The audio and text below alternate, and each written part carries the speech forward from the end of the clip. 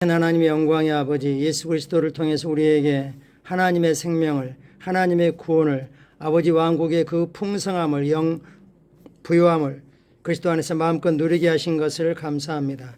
이 놀라우신 주님, 우리의 구원의 반석이신 주님을 찬양합니다. 손을 들고 무릎을 굽혀 엎드려 주님을 경배합니다. 주님, 우리로 하여금 이 땅에 살아가면서 날마다 접촉하는 사람들에게 이 구원의 복되고 기쁜 소식을, 정말 이 풍성한 생명을 누리고 나타내며 전파할 수 있도록 은혜를 주셔서 감사합니다. 하늘의 모든 지원과 자원과 도움으로 하나님의 모든 군대를 동원해서 우리를 눈동자같이 지키시고 보호하시고 도와주심을 감사합니다. 주님 사랑합니다. 주님 감사합니다. 예수님 이름으로 기도합니다. 아멘. 9월 8일 목요일 말씀을 실제 같이 확인하겠습니다. 제목 읽겠습니다. 하나님은 말씀으로 우리를 인도하십니다. 아멘. 우리가 분명하게 기억할 건 하나님은 말씀으로 우리를 인도하십니다. 특별히 어떤 말씀이죠? 예수님께서 십자가로부터 하나님 보좌 우편에 앉으실 때까지 성취하신 그런 내용과 일치한, 그리고 하나님이 어떤 분이신지 하나님의 본성, 하나님의 성품과 일치한, 즉 하나님 뜻과 일치한 말씀으로 우리를 인도하십니다. 더 이상 구약처럼 제비뽑기랄지 꿈이랄지 또 이런 걸로 인도하지 않습니다. 그리고 다른 사람들의 예언으로도 인도하지 않습니다. 누가 예언한다 할지라도 그것은 반드시 기록된 말씀과 우리 각자를 향한 하나님의 그 부르심과 또 주님의 십자가로 보좌까지 이루신 그 일과 일치하는지 반드시 점검해야 됩니다. 구약에서는 선지자를 통해서 예언, 즉 하나님의 말씀이 주어졌지만 신약에서는 권면하고 세워주고 위로하고 이런 말씀이 아니고 우리를 정죄하고 심판하고 비난하고 이런 말씀이라면 그건 하나님께 우리에게 주신 말씀이 아닌 거죠. 제목 다시 한번 읽죠. 하나님은 말씀으로 우리를 인도하십니다. 이걸 반드시 기억하십시오. 그리고 어떤 말씀을 사용할 거냐, 우리 심령에 많이 심겨졌지만 그때 필요한 말씀이 있죠. 성령님이 그렇게 말씀을 우리에게 계시하십니다. 성경 말씀 읽겠습니다. 지금 내가 여러분을 주와 및 그네의 은혜의 말씀에 부탁하노니 그 말씀이 여러분을 능히 든든히 세우사 거룩하게 하시는 집은 모든 자 가운데 기업이 있게 하시리라. 에베소 밀레도에서 에베소에 있는 장로들을 불러가지고 여러분 이제는 다시 내가 육체를 입고 있는 동안에는 여러분 얼굴을 볼 수가 없습니다. 그래서 여러분을 지금 주님께 맡깁니다. 그리고 주님의 그 은혜의 말씀에 부탁합니다. 은혜의 말씀에 여러분을 완전히 맡깁니다. 부탁한다. 말씀에 부탁한다는 거죠. 말씀이 얼마나 능력 있는지 바울은 확신하고 있었습니다. 그리고 그 말씀, 여러분을 맡아준 그 말씀, 여러분을 맡아준 그 말씀이 여러분의 믿음을 견고하고 든든하게 세워서 거룩하게 하심을 입은 모든 자 성도의 유업, 성도 유업을 누리게 한다. 말씀 안에 성도 유업이 무엇인지, 나의 유업이 무엇인지 발견할 수 있다라고 말씀하고 있습니다. 우리는 그 유업을 이어서 성취하는 자들입니다. 어떤 사람들은 하나님으로부터 특정한 꿈과 계시를 받았다고 믿어서 결국 자신의 믿음의 여정이 침몰하게 됩니다. 신약 시대에서 하나님은 꿈으로 우리를 인도하지 않으십니다. 그분은 말씀과 성령으로 우리를 인도하십니다. 우리는 언제나 우리의 영과, 거듭난 우리 영과 말씀을 통해 우리를 인도하고 이끄시는 성령님께 의지할 수 있습니다. 그러면 이렇게 물을 수도 있죠. 신약 성경 마태복음에 요셉이 꿈으로 인도받지 않았습니까? 그건 신약 성경 안에 포함되어 있는 구약입니다. 그때까지 사도행전 2장이 시작될 때까지 아무도 거듭난 사람은 없었습니다. 그들은 율법 아래에 있는 신약의 계시를 가지고 오신 신약의 시작자이신 예수님 아래서 예수님 은혜를 누렸을 뿐이지만 그들은 신약의 백성들이 아닙니다. 하나님은 꿈으로 우리를 인도하지 않습니다. 다른 걸로 인도하지 않습니다. 밖에 나갔더니 기드온의 양털처럼 빨간색 차가 지나가면 이것이 하나님 뜻인 줄 알겠습니다. 이런 거 결코 아닙니다. 하나님 우리의 영과 우리 영, 즉 우리 내적 직감이나 영감이나 이런 걸로 확인할 수 있습니다. 그리고 분명한 기록된 말씀이 전부 다가 아니라 우리 심령에 심어지고 장착된 말씀의 빛을 밝히셔서 우리를 인도하십니다. 그럼 당신은 이렇게 물을 수도 있겠습니다. 그러면 사도행전 2장 17절, 자녀들은 예언할 것이고 노인들은 꿈을 꾸리라. 노인들의 특징이 뭐죠? 하루하루 인생의 마지막 날을 향해서 가기 때문에 꿈도 없고 어떤 희망도 없는 거죠. 그들이 꿈이 있다는 겁니다. 그리스도 안에서 꿈꾼다는 것이 밤에 꿈을 꾼다는 그걸 말하는 게 아닙니다. 사도행전 2장 17절이 말하고 있는 내용은 어떻습니까? 이것은 여전히 하나님께서 꿈으로 인도하신다는 뜻이 아닙니까? 사도행전 2장 이후에 하나님께서 누구 꿈으로 인도했다 하는 내용이 전혀 없습니다. 꿈으로 말씀하셨다는 내용도 전혀 없습니다.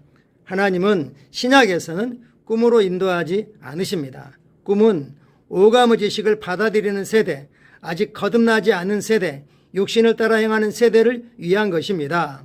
성령님이 오신 이후 신약의 그 어떤 사도나 다른 사람들로 꿈으로 사역한 일이 없습니다. 하지만 하나님께서는 환상이나 예언으로 주어주시는 계시, 내적 증거, 그리고 여러 성령 은사로 인도하십니다. 사도 베드로는 낮 12시에 건물 옥상에 올라가서 환상에 빠졌습니다. 꿈이 아니죠.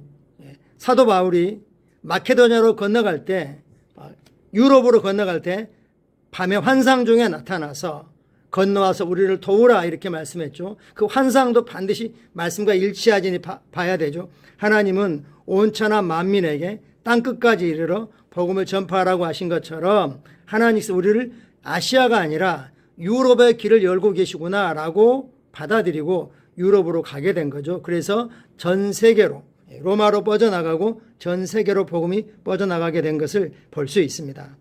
성령께서는 환상이나 예언으로 주어지는 계시, 내적 증거, 그리고 여러 형태의 성령 은사, 그리고 예언 같은 경우는 이미 성령께서 우리 영에 말씀하고 계신데 우리가 자신의 목표에 너무 이렇게 올인되어 있기 때문에 하나님의 음성을 듣지 못할 때 일깨워 주는 겁니다. 하나님께 이미 너에게 말씀하셔서 그것이 맞는지 확인해 라는 의미로 예언을 주어 주시는 거죠. 구약처럼 절대적인 그런 하나님의 말씀의 권위를 가진 예언은 아닙니다. 그러나 말씀과 일치하지 않은 모든 환상, 예언, 계시, 특별히 어떤 말씀이죠? 서두에 말씀드린 것처럼 예수님께서 이루신 십자가로부터 하나님 보좌 우편에 앉으시기까지 성취하신 복음, 성령과 일치하지 않는 그런 것은 하나님께로부터 온 것이 아닙니다. 그리고 성령님은 우리가 준비되지 않았는데 말씀하지 않습니다. 우리 어떤 실수나 잘못이나 허물들을 누군가가 일깨운다고 할 때 성령님은 그런 형태 준비되지 않은 상태에서 말씀하지 않습니다. 오랜 그리스도인인 한 남성의 이야기가 생각납니다. 그는 어느 날 누군가가 샌들과 흰옷을 입고 구름에 쌓여 방 안으로 걸어 들어오는 환상을 보았습니다. 그는 걸어 들어온 사람의 얼굴을 보려고 서서히 고개를 들었는데 그 형체가 갑자기 말하기를 너를 낫게 하는 것은 내 뜻이 아니다 라고 말하고 사라졌다고 얘기합니다. 그는 곧바로 이분이 예수님이라고 믿었습니다. 예수님이라는 증거가 뭡니까? 그는 하나님의 임재를 느꼈기 때문입니다. 느꼈죠. 감정이죠. 오싹함을 느낄 수도 있죠. 예수님이 오셨을 때 오싹함을 느낄 수도 있죠. 경외함 때문에, 그 경외심 때문에 두려움이 임할 수도 있는 거죠. 반대로 사단이 광명의 천사로 자신을 속인다고 말하고 있습니다. 천사로, 빛의 천사로 속인다고 하고 있죠. 이분은 속은 거죠. 그때부터 그 남성은 자신을 치유하는 것은 하나님의 뜻이 아니라고 믿었습니다. 이것이 예수님이 나타나신 거라고 그가 생각하게 만든 건 도대체 무엇입니까? 그 사람이 흰옷을 입었기 때문입니까? 그 사람이 구름에 쌓여 나타났기 때문입니까? 아니면 하나님의 임재를 느꼈기 때문입니까? 이는 그 환상이 예수님이었다고 가정하기에 충분한 이유가 되지 않습니다. 만약 당신이 환상에서 성경 말씀, 특별히 예수님이 십자가로부터 보좌에 앉으시기까지 이루신 일, 예수님 십자가에 달리셨을 뿐만 아니라 채찍에 말이셨습니다. 그리고 십자가에서 겉옷과 속옷까지 다 내어놓고 완전히 빈손으로 우리를 위하여 가난하게 되셨습니다. 너를 가난하게 하는 것이 너를 겸손하게 하기 위한 하나님의 뜻이다. 이건 사단의 거짓말입니다. 너가 질병을 가지고 사는 것이 너를 하나님을 의지하게 하는, 겸손하게 만드는 하나님의 뜻이다. 이런 것 전부 다 거짓말입니다. 그것은 복음과 일치하지 않습니다. 복음과 일치하지 않는, 즉 성경과 일치하지 않은 어떤 음성을 듣는다면 의심해 보아야 합니다. 그렇다면 이 문제에서 해야 할 질문은 무엇입니까? 그것은 이것입니다. 그렇다면 하나님은 사람들이 강건하기를, 건강하기를, 치유받기를 원하십니까? 증거가 뭐죠? 자기 아들을 아끼지 않고 내어주렸습니다. 채찍에 맞아 우리를 나음을 입게 하셨습니다. 당연히 하나님은 당신이 강건하기를 원하십니다. 요한 3서 1장 2절을 읽어보십시오. 하나님은 절대 이와 반대되는 말씀을 하시려고 당신의 꿈이나 환상에 나타나지 않으실 것이고 다른 사람을 통해 어떤 예언이나 지시를 하지 않을 것입니다. 그분은 결코 모순된 말을 하지 않으십니다. 모든 계시는 하나님의 말씀에 복종해야 합니다. 이것이 바로 당신이 말씀을 공부하고 스스로 알아야 하는 이유입니다. 결론은 그거죠. 우리가 스스로 말씀을 공부하고 스스로 말씀을 공부하는 가장 좋은 방법은 묵상하는 걸 하가 읊조리는 것입니다. 읊조리면 성령께서 말씀을 열어주려서 말씀 계시를 열어주려서 말씀 안으로 들어가게 되고 말씀 안에 있는 부요를 우리 삶에 풀어놓으시는 겁니다. 아멘. 참고 성경 구절은 조금 덜 맞아서 영어본에 있는 걸로 제가 인용했습니다. 먼저 히브리서 1장 1, 2절입니다. 옛적에 선지자들을 통하여 여러 부분과 여러 모양으로 우리 조상들에게 말씀하신 하나님이 이 모든 날 마지막에는 아들을 통하여 말씀 하나님이신 아들 예수 하나님을 통하여 우리에게 말씀하셨으니 이 아들을 만유 상속자로 세우시고 또 그로 말미암아 모든 세계를 지으셨느니라. 아멘. 우리는 이 아들 안에서 우리가 바로 만유 상속자가 되었습니다. 시편 119편 105절입니다. 주의 말씀은 내 발의 등이요 내 길의 빛입니다. 그리고 130절은 주의 말씀을 열면 빛이 비추어 우둔한 자로 깨닫게 합니다. 영어로는 주의 말씀의 입구, 말씀 안으로 입구 안으로 들어가면 말씀 계시가 열리면 그런 의미입니다. 이사야 30장 21절 리빙 바이블입니다. 그리고 만일 너희가 하나님의 길을 떠나서 길을 잃는다면 너는 내 뒤에서 한 음성을 들을 것이다. 아니다. 이것이 길이다. 여기로 걸어라. 즉 성령님이 우리 내면에서 내적인 음성으로 마치 뒤에서 우리를 지켜보고 말하는 것처럼 이것이 바른 길이라 이 길로 걸어라 라고 말씀하신다는 겁니다. 하나님은 말씀으로 우리를 인도하십니다. 우리는 어떤 것보다도 말씀을 최고 권위에, 최종 권위에, 그리고 가장 첫 번째 우선순위에 두고 말씀을 읊조리면서 말씀의 계시가 더 밝아지고 더 깊어지고 더 선명해지도록 하는 삶을 계속 살아갈 것입니다. 같이 기도하겠습니다.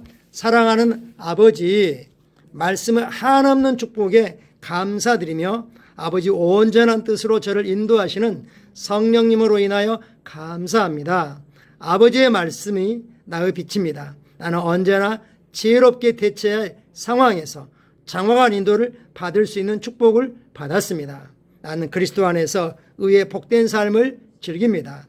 예수 이름으로 기도합니다. 아멘. 신약은 우리는 가지고 있는 걸 말한다는 게 아니라 우리가 말하는 것을 갖는다고 말합니다. 그럼 우리는 하나님의 지혜가 있다고 말합니다. 우리는 하나님의 지혜를 말하고 행한다고 선포합니다. 그럼 우리 삶에 하나님의 지혜가 말씀대로 역사하고 나타날 것입니다. 오늘 저녁부터 사실상 연휴가 시작되는 거죠. 함께하는 동안 오고 가는 모든 과정에서 우리 성도들을 통하여 하나님의 임재가, 하나님의 생명이, 하나님의 은혜가 우리와 접촉하는 사람들에게 흘러갈 것을 인식합니다. 위로부터 신선한 그리고 강력한 기름 부음이 그들을 역사하여 어쩐지 예수님을 주님으로 고백하고 싶은 그런 갈망들이 생길 것입니다. 성령님께 묻고 때를 잘 분별해서 예수님의 주님 되심을 전하여 그들을 주님께로 이끌어 오시기를, 이겨 오시기를 축복합니다. 그리고 내일 금요 예배는 우리 성도들이 각 가정별로 레마 타임을 갖든지 가정별로 예배를 드렸으면 좋겠습니다. 감사합니다. 사랑하고 축복합니다. 오늘도 주님과 함께 프롬 어버브한 하루를 살아내시기를 축복합니다. 감사합니다.